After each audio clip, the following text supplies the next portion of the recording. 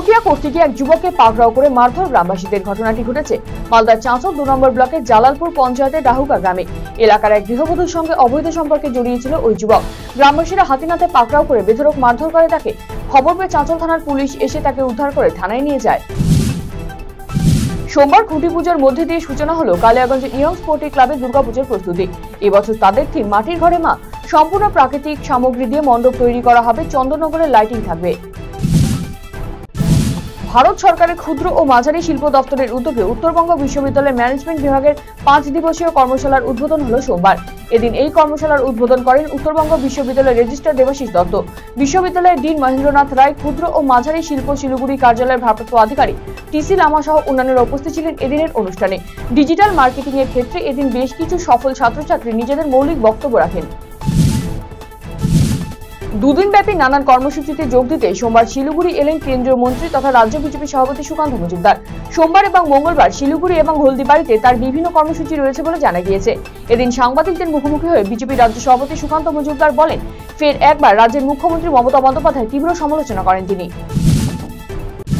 ফের বিজেপিতে ভাঙন কোচবিহার জেলায়। সোমবার দিনহাটার কৃষামত 10 গ্রাম অঞ্চলের বিজেপির যুব মোর্চা ছেড়ে বেশ কয়েকজন সদস্য যোগ দিলেন তৃণমূল কংগ্রেসে। সোমবার সকালে দিনহাটায় উত্তরবঙ্গ উন্নয়ন মন্ত্রী উদয়ন গুহর বাসভবনে এই যোগদান কর্মসূচি আয়োজিত হয়। সেখানেই সদ্য বিজেপি ছেড়ে তৃণমূলে যোগ দেওয়া সদস্যদের হাতে তৃণমূল কংগ্রেসের দলীয় পতাকা তুলে দেন মন্ত্রী।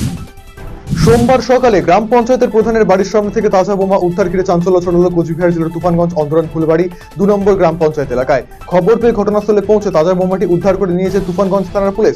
তুফানগঞ্জ 1 নম্বর ব্লকের নাটাবাড়ি বিধানসভার অন্দরান ফুলবাড়ি 2 নম্বর গ্রাম পঞ্চায়েত প্রধান ননিবালা বর্মার বাড়ির সামনে থেকে তাজা বোমা উদ্ধার ঘিরে চাঞ্চল্য ছড়িয়েছে এলাকায়। নিষিদ্ধ ব্রাউন সুগার সহ এক পাচারকারীকে গ্রেফতার মালদার বৈষ্ণবনগর থানার পুলিশের। রবিবার মালদার বৈষ্ণবনগরের 18 মাইল আশ্রমপাড়া এলাকা থেকে তাকে গ্রেফতার করা হয়। জানা গিয়েছে ধৃতের নাম সানাউল শেখ, তার বাড়ি কালিয়াচকের বামুনটোলা এলাকায়। এদিন সন্দেহজনকভাবে ঘুরে বেড়ানোর সময় খবর পেয়ে পুলিশ তাকে গ্রেফতার করে। তার কাছ থেকে উদ্ধার হয় 400 গ্রাম ব্রাউন সুগার, যার বাজার মূল্য কয়েক লক্ষ টাকা। তার সঙ্গে আরো কেউ জড়িত রয়েছে কিনা তা খতিয়ে দেখছে পুলিশ। সোমবার ধৃতকে মালদা জেলা আদালতে পেশ করা হয়।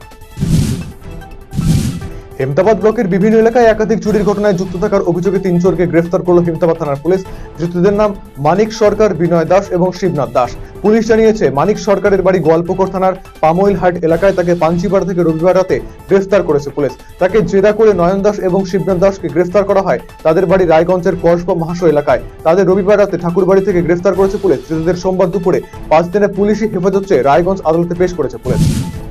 টোটোর দৌরত্ব বন্ধ না হওয়ার প্রতিবাদে মঙ্গলবার থেকে বালুরঘাটের স্বল্পপাল্লার বাস ধর্মঘটে ডাক দেয় বাস মালিক সংগঠন। আর এতে তড়িঘড়ি আসরে নামল পুলিশ এবং পরিবহন দপ্তর। সোমবার বালুরঘাট সদর ট্রাফিক ডিএসপি এবং জেলা আঞ্চলিক পরিবহন আধিকারিক একটি সাংবাদিক সম্মেলন করে টোটো চলাচলে নিয়ন্ত্রণ করা হবে বলে জানান। সোমবার বালুরঘাট সদর ট্রাফিক অফিসে বৈঠকে বসে ট্রাফিক আধিকারিক এবং জেলা পরিবহন আধিকারিক। হরিদেবপুর কেওড়াপুকুরে বেসরকারি এক স্কুল হোস্টেলে শ্লীলতাহানির শিকার 2 ছাত্রী। অভিযোগ, লেডিস হোস্টেলে শ্লীলতাহানি করা হয় 13 বছর বয়সী 2 ছাত্রীকে। অভিভাবকেরা যখন ছাত্রীদের সঙ্গে দেখা করতে আসেন তখন 2 ছাত্রী তার অভিভাবকদের পুরো বিষয়টি জানায়। তারপরেই গোটা ঘটনা প্রকাশ্যে আসে। এরপর সমস্ত অভিভাবকেরা হোস্টেলের সামনে জমা হন। হোস্টেল থেকে নিজেদের মেয়েদের নিয়ে যাওয়ার দাবি জানান অভিভাবকেরা। পরবর্তীতে হরিদেবপুর থানায় গিয়ে পুরো বিষয়টি অভিযোগ আকারে জানান অভিভাবকেরা। অভিযোগের ভিত্তিতে ওই মহিলা ওয়ার্ডেন এবং তার স্বামীকে গ্রেফতার করে হরিদেবপুর থানার পুলিশ।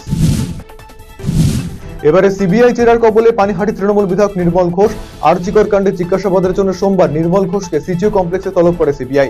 আরজিকর মেডিকেলে তরুণী চিকিৎসক হত্যাকাণ্ডের খবর পেয়ে আরজিকরে গিয়েছিলেন বিধায়ক নির্মল ঘোষ। তিনি ঠিক কি কারণে আরজিকরে গিয়েছিলেন এবং মৃতদেহ দ্রুত দাহ করার ক্ষেত্রে তার কি ভূমিকা ছিল সেই সব বিষয়ে খতিয়ে দেখতে চায় সিবিআই।